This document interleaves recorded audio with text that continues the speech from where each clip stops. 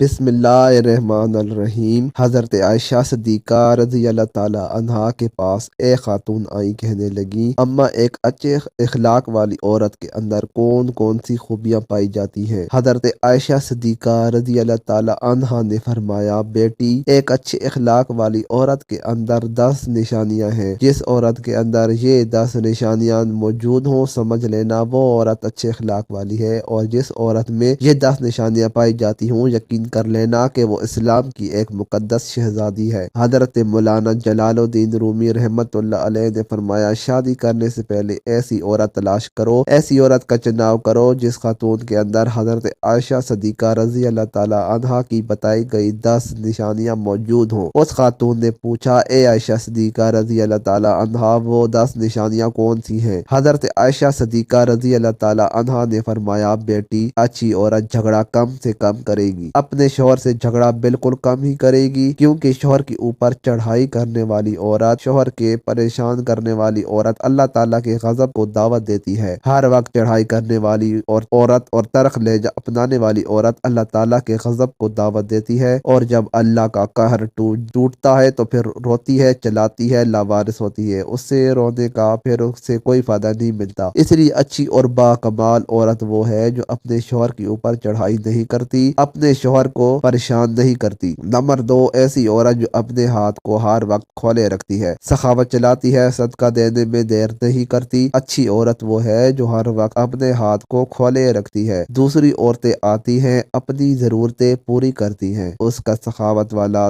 ہاتھ دوسری ضرورت مند عورتوں کی مدد کرتا ہے، اور وہ صدقہ دینے میں دیر نہیں کرتی، صدقہ بلاؤں کو ٹال دیتا ہے۔ بنی اسرائیل کی ایک خاتون کپڑے دھو رہی تھی، اس کا بچہ اس کے سامنے کھیل رہا تھا۔ ایک سائل آیا، بھوکا تھا، اس نے کہا، اللہ کے نام پہ کچھ دے دو۔ اس عورت کے پاس ایک روٹی تھی، اس نے آدھی روٹی سائل کو دے دی، اللہ کے نام پر صدقہ کر دیا۔ سائل وہاں سے چلا گیا۔ تھوڑی دیر بعد ایک بھیڑیا آیا، اس عورت کے بچے کو اٹھا کر دوڑ گیا۔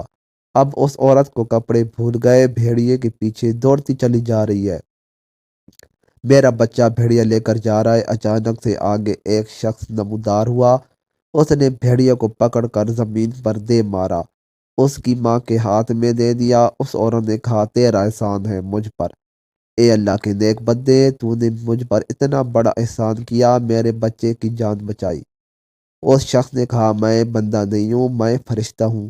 یہ جو تو نے سائل کو اللہ کے نام پہ روٹی دی ہے، اس آدھی روٹی نے اللہ کے نام پر دیے صدقے تیرے بچے کی جان بچائی ہے۔ تو فرمایا، اچھی عورت وہ ہے جو صدقہ دینے میں دیر نہیں کرتی۔ نمبر 3، دن میں 5 وقت کی نماز ادا کرنے والی عورت، اسلام کی مقدس شہزادی جو قیمتی وقتوں میں سے وقت نکال کر 5 وقت کی نماز ادا کرتی ہے، بہت ہی باکمال عورت ہے۔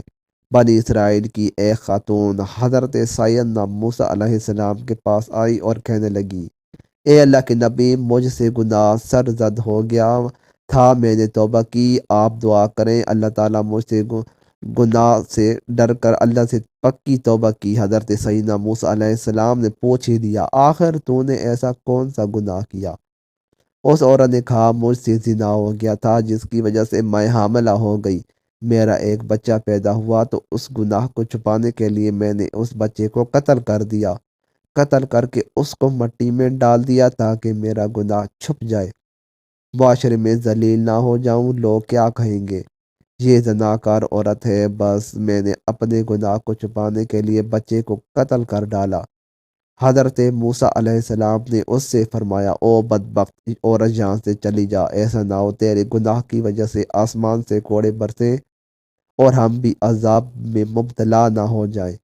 اتنے میں حضرت جبرائیل علیہ السلام آئے۔ حضرت جبرائیل علیہ السلام نے آ کر عرض کیا، اے اللہ کے نبی، اللہ کہتا ہے تو نے توبہ کرنے والی کا دل توڑ دیا، اے موسیٰ، کیا تو نے اس سے بھی بدتر گناہ کرنے والا نہیں پایا؟ حضرت موسیٰ علیہ السلام نے عرض کیا، اے جبرائیل، کیا اس سے بھی کوئی بڑا گنہگار ہوگا؟ حضرت جبرائیل علیہ السلام نے کہا، ہاں، جان بوجھ کر نماز چھوڑنے والا اس سے بھی زیادہ گنہگار ہے، جان بوجھ کر نماز چھوڑنے والی عورت اس سے بھی زیادہ بدکار ہے۔ خدا را، اگر اسلام کی مقدس شہزادیاں بننا چاہتی ہو تو نماز کا دامن نہ چھوڑنا، نماز 5 ٹائم ادا کرو۔ نمبر 4، دوسروں کے عیبوں پر نظر ڈالنے کی بجائے اپنے عیبوں پر نظر ڈالنے والی عورت، آج کل کی عورتیں اپنے گریبان میں جھانک کر تو نہیں دیکھتی نہیں، دوسری عورتوں کے عیب نکالتی رہتی ہیں، اس کے اندر یہ نقص ہے، اس کے اندر یہ نقص ہے۔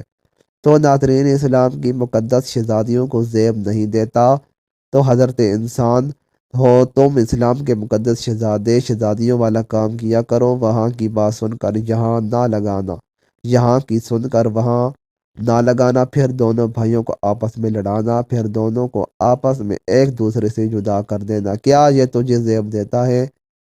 دوسری عورتوں کے عیبوں کو اچھالنا کیا تجھے زیب دیتا ہے؟ انسان نے کوئل سے پوچھا، اگر تو کالی نہ ہوتی تو کتنا اچھا ہوتا، تیرے اندر یہ عیب ہے کہ تو کالی ہے۔ پھر ایک دن انسان نے سمندر سے پوچھا، اگر تو کھارا نہ ہوتا تو کتنا اچھا ہوتا، تیرے اندر عیب یہ ہے کہ تو کھارا ہے۔ پھر انسان نے ایک دن گلاب کو اٹھایا، ہتھیلی پر رکھا اور پوچھنے لگا، تیرے اندر اگر یہ کانٹے نہ ہوتے تو کتنا اچھا ہوتا، تیرے اندر یہ عیب ہے کہ تیرے اندر کانٹے ہیں۔ تینوں بول اٹھے، اے انسان، اگر دوسروں کے عیب ڈھونڈنے کی عادت نہ ہوتی تو کتنا اچھا ہوتا۔ آج کل کی عورتیں دوسروں کے عیب ڈھونڈنے کی کوشش کرتی ہیں، لیکن اپنے گریبان میں جھانک کر نہیں دیکھتی کہ میرے اندر بھی کوئی عیب ہے، میرے اندر کوئی خامیاں ہیں یا نہیں۔ فرمایا نمبر 6، اچھی عورت دوسروں کی لغزشوں کی طرف نظر نہیں کرے۔